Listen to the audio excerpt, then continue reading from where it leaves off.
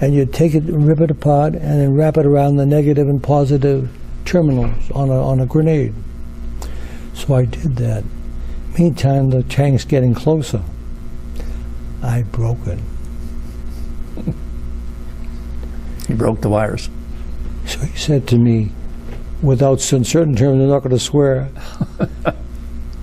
I said, I broke it. I can't help it. I broke it. I'm shaking like a leaf. And I'm cold. He's getting another one. I broke that one. I only had 4. By this time, he's ready to kill me.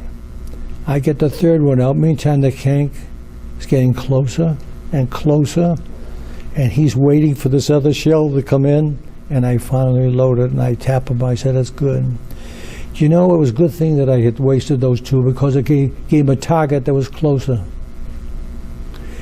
In fact, he had already fired 4 shots. I thought he was firing at us. Actually, he was firing behind us. There was a tank destroyer from the 7th Armored Division, had come closer to that road, and he was shooting at that vehicle. But in so doing, it was around the curve of a road. It knocked off some branches. So the branches became instant camouflage for us. It hit a hole a little bit. This bough came down and hit us. Meantime, he gets up on the parapet, takes his time, doesn't fire right away. He waits, and then he lets go, and he could hear the thing clank and stop, explode. He said, I got it. But the Germans had these tanks and destroyers. They were walking beside their infantry to keep it from going in the gullies on the side. That's how wide the tank was. And this is the lead tank that he hit? Hit the main tank. And it got to get dark. Now, when I grew up in a household where they spoke, my mother, we didn't speak Yiddish in the house. But she would, every weekend, I'd go with her to her sisters. She had sisters living around, and they used to hear their stories. I didn't speak it, but I could understood some of the language. And I hear one of the Germans, which is almost very similar to German, say, from was did it come? Where did it come from? They couldn't find the hole. And they're looking in the hobnail boots, and it's getting darker. Meantime, Jimmy says to me, pull a grenade. And I, just like you see in the movies, I pulled the grenade, but I threw the pin away.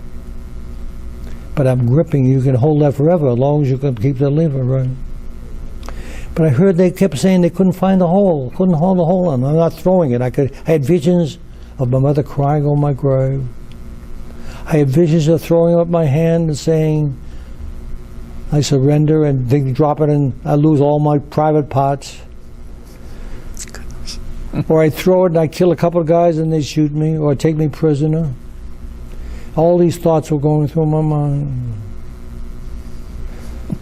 Finally, one of the Germans said, I heard him, they were walking around, you could hear the hobnail boots. I could hear them. You're that close. That's how close. Finally, one of the Romans yelled, "Come zurück, come back." So I said to Jimmy, I think we're saved. Come zurück, which means come back. Meantime, I got this grenade, and it got very quiet. The war stopped. The whole column had stopped. There was a whole column of tanks. My lieutenant, it was a wonderful lieutenant who came from here, from Los Angeles, came crawling up to the hole. He said, "You guys stopped a very important, you stopped the whole thing. Come with us, you destroyed that tank." They're back a few hundred yards, it dug in. Come join them. I said, I can't. He said, why? I said, I got this grenade. He says, give it to me. So I gave it to him. He said, my God, where's the pin? I said, that's your problem. But I used some other language. So we were there for 5 days, where the Germans were in one side of a big pasture, and they were shelling us. And I was with a bunch of guys I knew. One of them was my buddy in high school. He got wounded very badly. I helped carry him out. It dropped to 20 degrees below zero in that hole for 5 days. 5 days. Now, how did I get out of there? How did I live that thing? Because most of the guys later on were either killed or captured. We lost 240 men. How did we learn to do that? All of a sudden, that same lieutenant said, we're going to let you have some hot food and be able to sleep on a coal floor. There was an inn that had been deserted down the road, a couple hundred yards back. And that's where they set up a little headquarters. And maybe they'll cook some things in, these barrels, tin can. We'll take 10 of you, every other hole. So I was one of the people up on that 10. We got up on the road, and I was so glad to be able to get out of that hole. And all of a sudden, someone yelled back for where the line was of defense. There was a big line along the forest. Said, we need another man. We have one hole that should be every other hole. There were 2 holes empty. So this Lieutenant Bennett said, I can't pick some, it's not fair. I want you to count off from 1 to 10. And I'm thinking of a number. If that number is yours, you're going to have to go. So we counted off 1, 2, 3, 4, 7, up to 10. All right. Number 4 was my sergeant, not Hill, but another Mamone, sergeant. He was like a father to me. He was in his 30s. I loved him. I followed him. He was a great soldier. That's me. And he starts walking back to the line, limping. He had frostbite. So I ran up to him and I said, you can't go, Jimmy, you know well. He said, no, it's fair. He said, you can't do that. No, you can't. But he agreed to go back. And as I start marching back, that's the first time I was glad I was not a non-commissioned officer. They said, we want a non-commissioned officer. So I went back to Bennett. I said, they want a non-commissioned officer. And this guy, who was a guy in my outfit, called him the Golden Greek. He was a staff sergeant. This man played football for Colby. He was a boxer. He took my place. Later on, as the unit was I'll tell you what happened to him. But he lived through the war. He was behind enemy lines for 5 days, trying to get out. We took the 9 of us, went down to this inn, and we started to thank God we were in a hole where the place was warm. They started to cook, but the Germans started to find a zero in, or they found it, and they zeroed in it with mortars.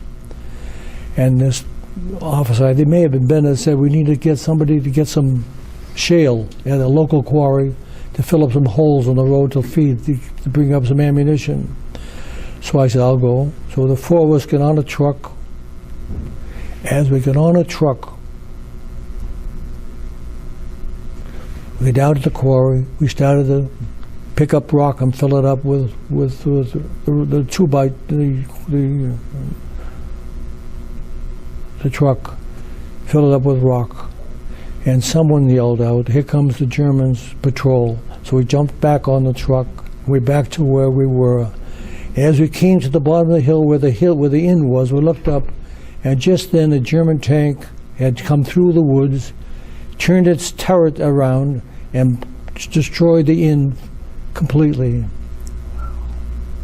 By that time, people were pouring down the hill. I meant to mention is the unit of 2nd Infantry Division had already gone up north, had been replaced by a new division, 106th Infantry Division, which was newly formed and not very trained. And they came retreating out of the woods. Tanks and trucks, everybody was retreating. And I remember yelling to one officer, where are you going? He says, the Germans are coming. And we all got on some vehicles, some trucks and vehicles, got out of there. So I survived the Battle of the Bulge.